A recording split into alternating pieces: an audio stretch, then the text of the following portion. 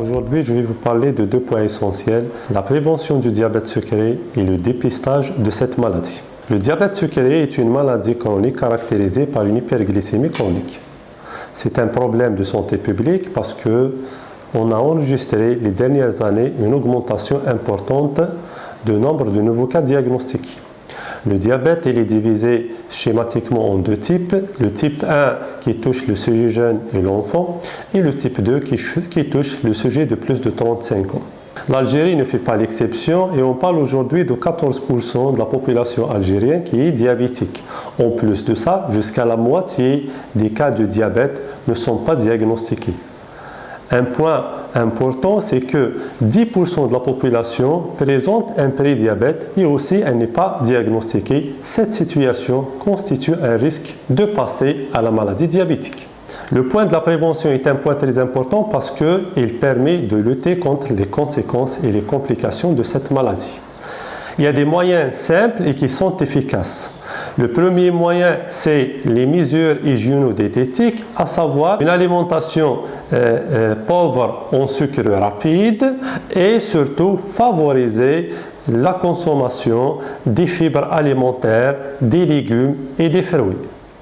Aussi, limiter la consommation des sodas et favoriser la consommation de l'eau. L'autre point essentiel en matière de la prévention, c'est l'activité physique qui doit être d'abord régulière, ça veut dire d'une façon continue. Aussi, elle doit être adaptée à chaque individu en fonction de son état de santé.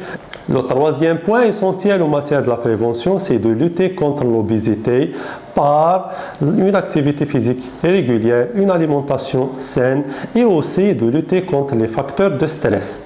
L'autre point, c'est le dépistage. Il est important de dépister un prédiabète et un diabète pour les trois raisons. D'abord, pour le diabète, quand on fait un dépistage précoce, on peut entamer des mesures nécessaires pour éviter et retarder les complications. Aussi, quand on fait le dépistage du diabète, on sait qu'actuellement, on peut devenir non diabétique. C'est ce qu'on appelle la rémission du diabète sucré par le fait d'entamer des mesures hygiéno-diététiques, une activité physique et parfois un traitement médical.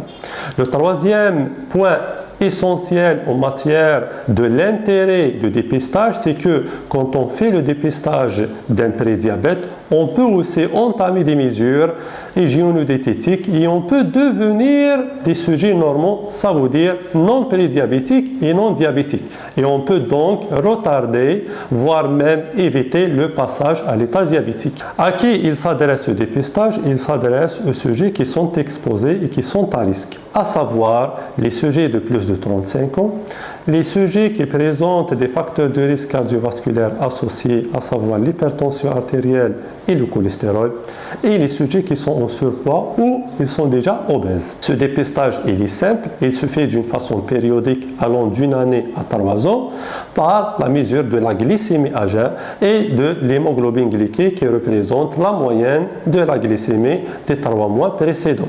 Ce dépistage il est simple et il reste efficace. En conclusion, on peut dire que le diabète il sévit à l'état endémique. C'est un vrai problème de santé publique. Devenir diabétique n'est plus une fatalité parce qu'on peut le prévenir.